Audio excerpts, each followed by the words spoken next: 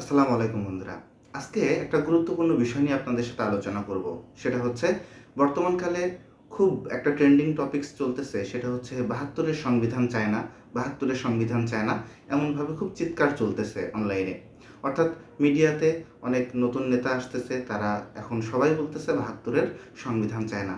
আমার প্রশ্ন হলো, ৭২ এর সংবিধান যে আপনি চান না, আপনি কি কখনো ৭২ এর সংবিধানটা পড়ে কখনো খুলে পড়েছেন?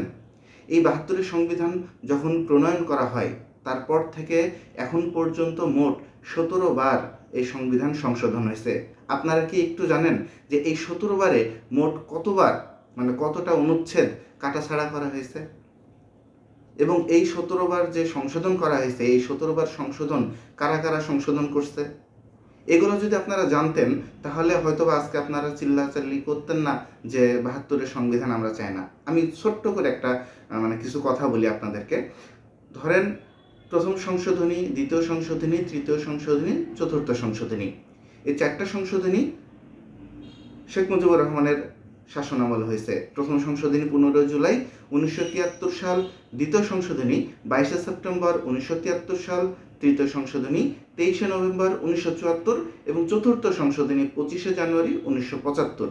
এই ৪টা সংশোধনী শেখ মুজিবুর রহমান নিজেই করেছেন।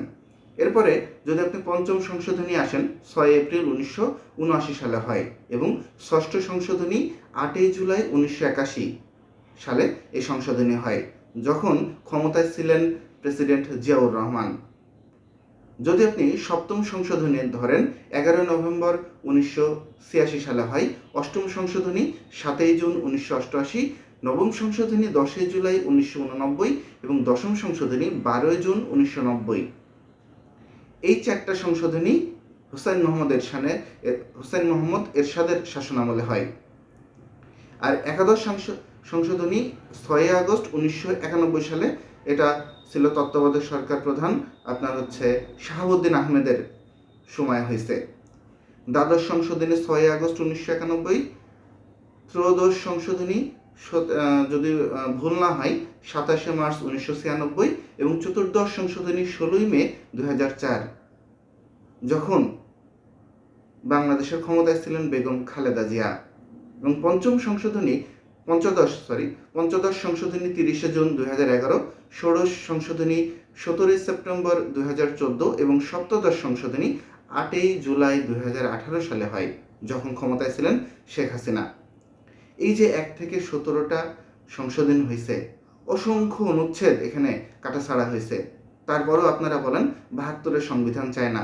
আরে ভাই, ৭২ এর সংবিধান কি আদৌ আছে? যে মূলনীতিগুলো থাকার কথা সেগুলো তো থাকবেই। পৃথিবীর অনেক দেশেই তো সংবিধান কাটাছাড়া হয়। অন্যান্য দেশে তো বলে না যে সেই প্রথম সংবিধান সংশোধন হয়েছে, তারপর থেকে আমরা এই সংবিধান চাই না। আমেরিকাতে এখন পর্যন্ত মোট ২৭ বার সংবিধান সংশোধনী হয়েছে। খুবই ছোট্ট একটা সংবিধান, সম্ভবত ৩২ কি ৩৩টা অনুচ্ছেদ আছে। ভারতে এখন পর্যন্ত ১০৫ বার সংবিধান সংশোধন হয়েছে। পার্শ্ববর্তী রাষ্ট্র, যদিও পাকিস্তান না, তার কাছাকাছি রাষ্ট্র, সেখানেও মোট ২৬ বার সংবিধান সংশোধন হয়েছে। কোথায় সংবিধান সংশোধন হয় না? কিন্তু আপনারা কথায় কথায় বলতেছেন ৭২ এর সংবিধান চায় না। এই যে ২০২৪ সালে একটা বিশাল একটা গণ অভ্যুত্থান হলো, তারপরে ৮ই আগস্ট নতুন সরকার গঠন হলো, সেখানে তো ভাই আপনারা সবাই এই সংবিধানের আলোকেই তো শপথ গ্রহণ করছেন। বাট এই যে বিপ্লবটা যে সংগঠিত হলো, এটা তো আসলে কোনো সংবিধান অনুযায়ী হয় নাই।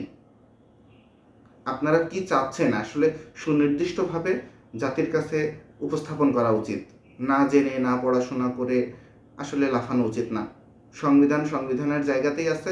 আপনাদের যেখানে প্রয়োজন মনে হবে সেখানে আবার সংশোধন করেন। ১৭টা সংবিধান, ১৭ বার সংবিধান সংশোধন হয়েছে, প্রয়োজন হলে আরও ১৭ বার সংবিধান সংশোধন করেন, কোনো সমস্যা নেই।